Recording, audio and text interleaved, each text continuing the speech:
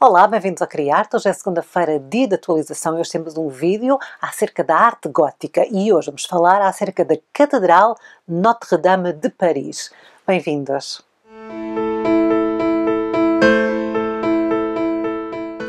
Olá, bem-vindos ao Criarte. O meu nome é Sara. Hoje é segunda-feira, dia de atualização e hoje vamos continuar com a arte gótica. No primeiro vídeo falámos acerca de todas as inovações que aconteceram no gótico, nomeadamente a nível da arquitetura, que é o expoente máximo da arte medieval, em especial da arte gótica, não é? Também falámos ali um pouco da escultura que começou a aparecer. No segundo vídeo, o vídeo da semana passada, falámos tudo acerca dos vitrais góticos, o expoente máximo da arte gótica. Hoje vamos iniciar o primeiro de 3 vídeos acerca de 3 períodos diferentes do gótico e vamos usar como exemplo as catedrais. E vamos começar por aquela que é uma catedral que é a mais famosa catedral gótica do mundo. E é verdade que é uma das mais bonitas. Estou a falar desta.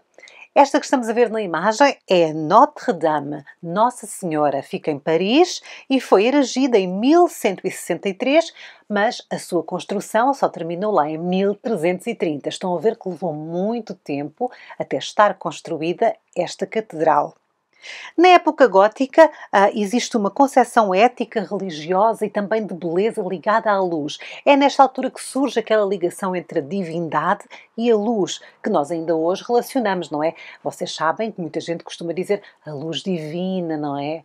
Portanto, esta relação entre a luz e a divindade começou aqui no gótico e isso fez-se notar nas obras de arte, quer sejam de arquitetura, quer sejam de pintura, como no caso dos vitrais. Já em 1132, em Saint-Denis, aquela igreja que marca o início do período gótico, essa igreja, já em 1132, não foi por acaso que o abade Suger, muito famoso, decidiu deitar abaixo umas quantas paredes da sua igreja para fazer paredes cegas, ou seja, para as encher de vidro. A construção tornou-se mais vertical com a ajuda dos arcos e também se tornou mais leve e as janelas mais decoradas. Depois de todo este esplendor, aconteceu uma coisa muito interessante. Não se esqueçam que nós estávamos ali no final da Idade Média, existia um sistema feudal, portanto os senhores eram donos e senhores de grandes terras, não é verdade? E eram também pessoas muito importantes dentro das cidades. Então o que aconteceu foi que as cidades começaram a competir umas contra as outras para ver quem é que tinha mais poder. E a demonstração deste poder era construir a maior catedral possível. Portanto, nós entramos num período alucinante da arte gótica em que cidades competem para fazer a maior catedral, com mais luz, com mais vidros. Portanto, isto realmente deu aso a construções esplendorosas, como esta do Notre-Dame, não é verdade? Outro exemplo é a Catedral de Chartres. Nós falámos nela muito quando falámos dos vitrais. Porquê? Porque foi ali em Chartres que nasceu o azul de Chartres, que é um tom de azul tão específico e tão especial, e a receita perdeu-se ao longo da história. Portanto, só aqui, nesta igreja, é que podemos apreciar este tom de azul através dos vitrais. O exemplo mais conhecido, então, destas rivalidades todas é a Catedral Notre-Dame, a Catedral da Nossa Senhora de Paris. E nós vamos analisá-la com enquadramento de gótico, não é? E vamos começar pela fachada ocidental. Portanto, nesta fachada nós teremos 3 portas representando a Santíssima Trindade e temos 2 torres verticais. Agora olhem com atenção, as torres não são iguais. Uma torre é mais estreita que a outra. E esta fachada tem 3 andares também muito claros. Estes andares são divididos por temas. Por exemplo, o primeiro andar é o andar dos reis da Judeia. O segundo andar é o andar da Grande Rosácea. E o terceiro andar é o andar que é a Galeria Aberta, onde ficam as famosas gárgulas de Notre-Dame, mas nós vamos falar nelas mais à frente lá no vídeo. A Catedral de Notre-Dame de Paris é, na verdade, uma igreja muito adulterada. Esta igreja que nós estamos a ver, esta catedral, não é aquela catedral que foi planeada. Ela sofreu muitas alterações e também sofreu muitos saques, porque Paris era uma cidade muito conturbada, era uma cidade de mudanças radicais, de lutas. O que acontecia normalmente é que a igreja era atacada e Notre-Dame realmente foi muito atacada. Normalmente existia uma grande ligação entre o poder e a Igreja, não é? A Igreja, como nós temos vindo a ver aqui ao longo dos nossos vídeos acerca da arte na Idade Média, a Igreja uniu-se aos reis para juntos, não é, consolidarem o Império da Fé. Ora, para a plebe, para as pessoas comuns, para os mais pobres, esta ligação significava que quando uma população não estava contente com o rei, atacava não só o rei, mas também atacava a igreja. Ora, sempre que havia uma convulsão social, lá ia o povo todo para Notre-Dame partir tudo. Portanto, ela foi realmente muito atacada ao longo da história. Na verdade, até há uma história muito engraçada que os reis da Judeia, que decoravam uma das fachadas da igreja, foram decapitados durante a Revolução Francesa, porque o povo de França, o povo que nas ruas de Paris, achava que aqueles reis eram reis franceses e foram lá decapitaram-nos todos, porque eles queriam decapitar os reis todos, não é? Na verdade andavam a decapitar os coitados dos reis da Judeia, sem saberem. Mas pronto, isto é só para vocês perceberem que a igreja não era respeitada quando havia conflitos sociais, leia toda a gente para a igreja decapitar estátuas e partir coisas e pronto. As gárgulas, que são um grande símbolo da cidade de Paris e de Notre-Dame, também não são as originais. Essas também foram decapitadas. Quando nós olhamos para a igreja num todo, o que muitos críticos da arte dizem é que esta igreja foi espiritualizada.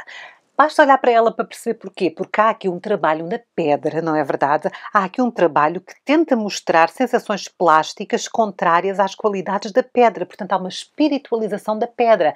Há leveza na pedra, há santidade na pedra. Portanto, tudo isto é um trabalho artístico que é novo e que surgiu aqui no gótico. As dimensões da Notre-Dame é outra questão, não é? Porque não era habitual durante a Idade Média fazer-se construções deste tamanho.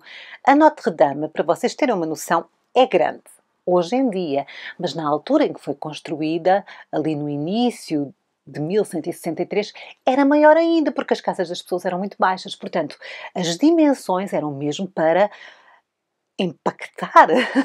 Vamos agora olhar com muita atenção para a fachada sul, uma das minhas preferidas. Portanto, aqui na fachada sul temos a rosácea sul e podemos ver aqui um ângulo muito bonito dos arcos botanos, que nós já falámos dele lá no primeiro vídeo, que eu vou deixar aqui o link, não é? Que são aqueles arcos que suportam as paredes e que, ao contrário dos arcos anteriormente usados, são arcos exteriores e dão um visual muito característico à arco gótica. Basta ver um arco exterior, um arco botante, para nós percebermos logo que estamos perante uma construção gótica. Esta parte, a parte sul, esta fachada é realmente lindíssima e temos uma vista muito bonita sobre estes arcos botantes. Esta fachada mostra bem a mensagem da igreja também. É um navio avançando no tempo.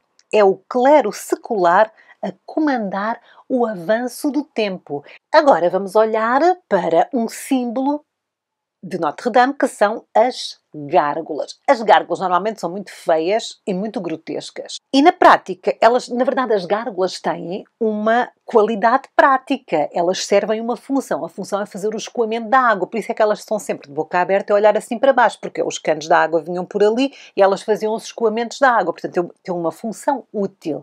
Elas eram realmente muito feias. Segundo o filósofo medieval, Hugo de Saint-Victor, ele dizia o seguinte: o fiel deve contemplar a feiura.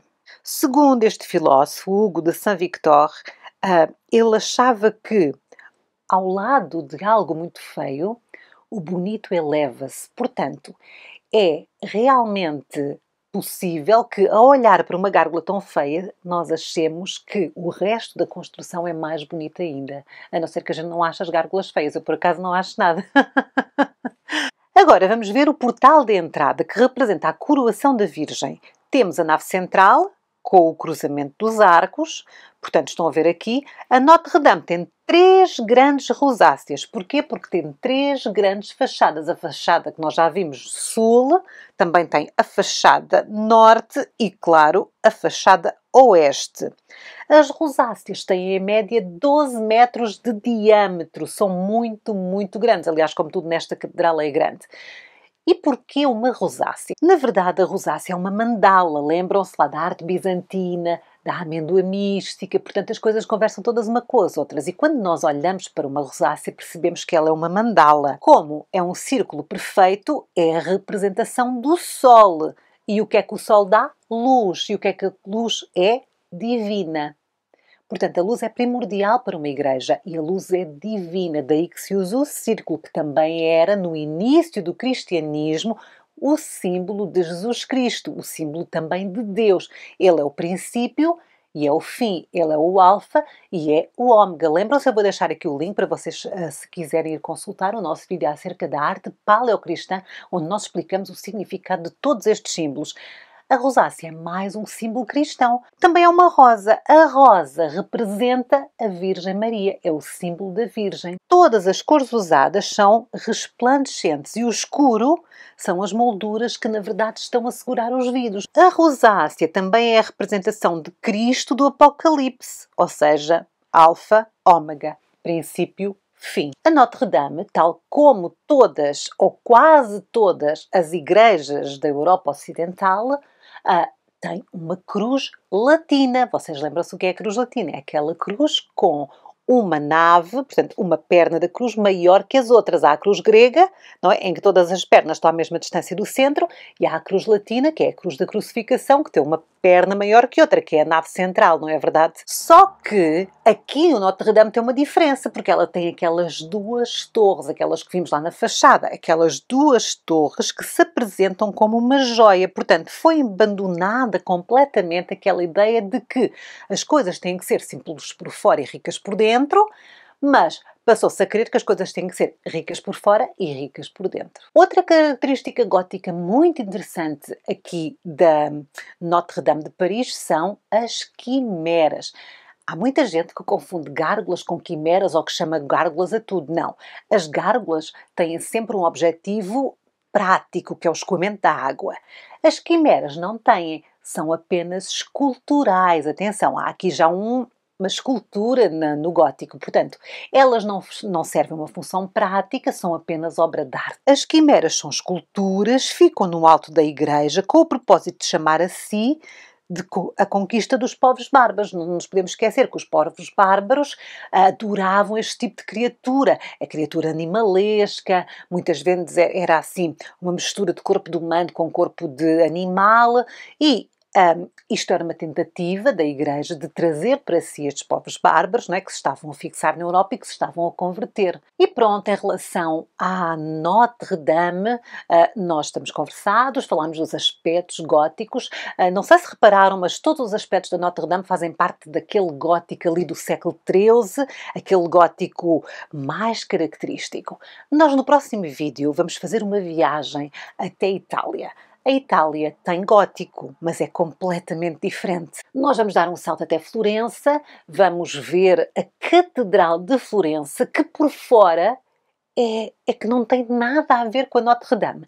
Aliás, muita gente quando olha para a Catedral de Florença nem sabe que ela é gótica, mas é um gótico italiano muito diferente deste gótico, quer de França, quer de todos os países nórdicos.